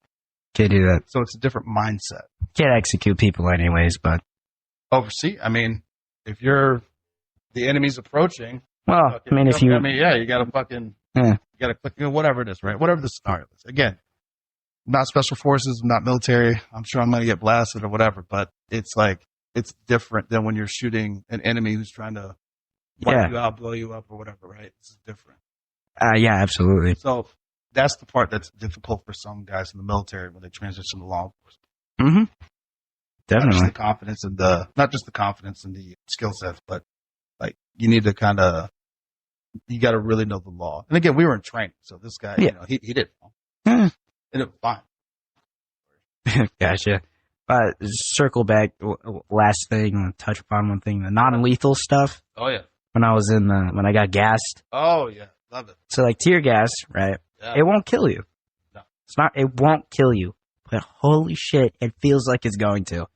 Because talk through that. What that looks like. So. Because a lot of people never dealt with it. Oh, okay. So it was gas chamber day, and it's also rappel tower day. So 2 things in the same day. Yeah. So you're getting over your fear of heights. Me, I loved it. I mean, I got to go down. I did the helicopter one, so basically it was just a loose line. I just slid all the way down. That shit was super fun. It was funny when I got to the top there of the black shirt. Like, I don't know why he was in the mood. He's like, I fucking hate you. I just appeared. I was like, yes, sir. He's like, you better go down there and not like a fucking pussy, son.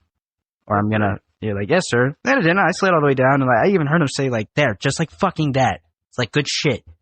But I can tell you, I probably would do that. I have a fear of heights. Yeah, and some people did. I have a big pee stain in my. And what they would do for people that had heights, he's like, who's afraid of heights? If you are, like, turn your blouse inside out. So people did. They go first, right? And I would see them just basically kick them off the tower. Like literally, like they would put their boot on their fucking head and like shove them off to get them down.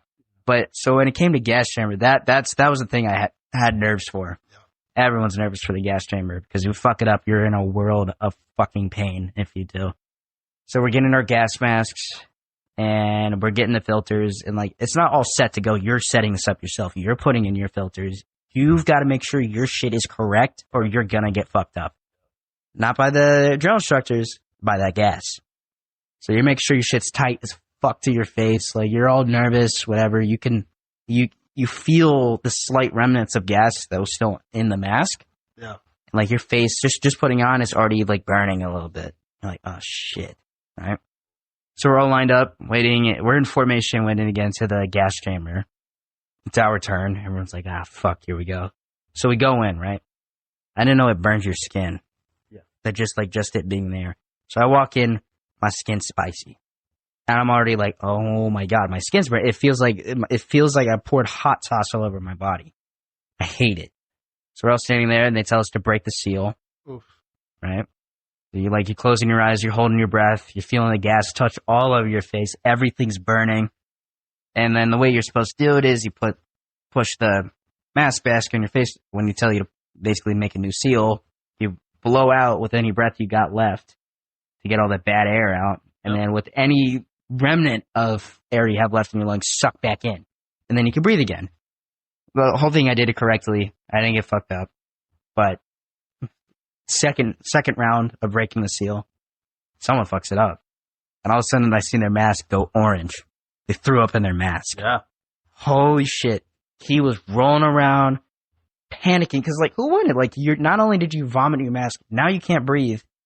And instead of being greeted with, like, fresh air to breathe, now you're greeted with fucking tear gas. Yeah. And this guy is just in a world of things. To respect, credit where credit is due, he finished. He stayed in the gas chamber. The rule is like, you just have to stay in the gas chamber 5 minutes. Doesn't mean you had to do it correctly. You could suffer. You could suffer if you wanted. Whatever you need to do. Yeah. So we all finished. It's just like, just knowing that this shit is not lethal, but how awful it was and how painful it was. It's just crazy. Like this is non-lethal, but oh my God, does it hurt? Oh yeah. And then so we all pile out of the gas chamber, flapping our arms, doing that shit. We all take out the masks. That's when I finally catch a whiff. Because it like comes off someone's clothes. Oh, yeah. The wind blows. And I caught a nice fucking fit. Oh my God. It burns so bad. I started snot all the way down to my fucking boots. I was like, my eyes were puffy and red. I was like, oh God, this is awful. And I could only imagine what like that guy went through just sucking it in. Yeah. So for people who've never gone through it, there's 2 different methods. Again, I was never an instructor, so I don't know all the technical terms. But they can either pop a canister or they light something. They light for us, they light a little tab and they let it burn. Whatever that fucking tab is. I've done both. Because again, in all the academies, I've gotten tased, pepper sprayed, gas chamber, and then I did some additional training where like the beanbag gun and pepper ball gun. Ooh. Well, you need the way they explain it is you need to know what it feels like so you don't abuse it because you're fucking somebody up. Also, OC spray and gas in the gas chamber, it affects people differently. Yeah. Some people, horrific reactions, eyes swollen, face swollen, can't breathe. Some people, irritating, not comfortable, but not the end of the world. I am the former. My body does not like it. Yeah. My eyes will swell. My eyes will burn. It feels like shards of glass in my eyes. My throat, I can't breathe. It's awful. And so they put you in this room. It varies on the size, 20 by 20, whatever. It's a tiny room. And they pop a fucking canister or they light the tab. And depending on what agency, put your gas mask on, you feel it burning your fucking skin. It gets real hot real quick, sweating. They walk you through it. Well, state police, they're like, all right, take your masks off. Say the trooper's pledge. Oof. They want you to burn. Yeah. Then put your gas mask back on, clear it, and sit in it for a minute. Because again, the thought is, if this ever happens to you, you need to know you can function. Yeah. Same thing if you get pepper sprayed. I made it 45 seconds, and I was done. And the sergeant was standing at the door. I said, and I was like standing there because I'm ready, because we did it one at a time. Yeah. And he was looking at his watch. I'm like, you better fucking move. He's like, what'd you say to me, recruit? And I went, boom, and I fucking knocked through the door and vomited because I didn't want to puke in my gas mask. Yeah. Because I've seen that. I never did it. And luckily they had a good spirit about it. They were laughing because I'm on all fours. Yeah, you're fucking snot suffering. dripping down. Like, it's not like I was being I'm like, dude, I'm going to fucking lose it. It's going to be bad. So they let it go. They're like, all right. Yeah. Martin's good. And then my face got real swollen and like my eye, I could almost not see. They're like, oh, you don't react well to this, dude. And I said, hell no. No, I don't. I've already been through this 3 fucking times. They're like, all right, you're good. Get out of here. Get the fuck out of my face. But they're like, yeah, get out of here. Yeah. So yeah, it is fucking painful. Now, with that being said, again, law enforcement, and we're going to wrap it up. Yeah. Law enforcement, pepper spray, tasers, incredibly effective. I watched you go through that. But not all the time. Training video. Absolutely. Reacts very well to me. Yeah, it does. But I have tased people that Ate that. Prongs in, they ripped the prongs out. Didn't affect it. Oh, shit. I pepper sprayed people. 0 effect. Ate that, huh? So sometimes it doesn't work. Holy. Yeah, so you need to be able to go to transition to other tools. Yep. I'll tell you what always works. Fucking baton always works, baby. That bitch hurts. Metal stick, right? Don't matter. Whacking them arms and the legs. All right, buddy. Damn, buddy, we talked for almost 2 hours. God damn. I loved it. It's a good Anything you trash. want to leave with? I'm finally happy that I got to do this. I'm happy that I chose what I did because I've learned a lot and I still got plenty more to learn. Oh, yeah. I mean, I'm bottom of the totem pole. Private, baby. I'm a private. Not even private first class yet. Not a PFC yet. so still got plenty to learn. Still got probably going to have so many more stories later on. Still get fucked up. And that don't matter, but I'm just happy I got to share just what little bit that I know, and I'm happy that I can understand you a lot more than I ever have because I've done this. Well, I love you, buddy. I love you too, Dad. I'm proud of you. Thank you, Dad. We'll do this again as your training could continue. Hey, mate, one day it could be Sergeant Martin. We'll see. All right, buddy. Thank you.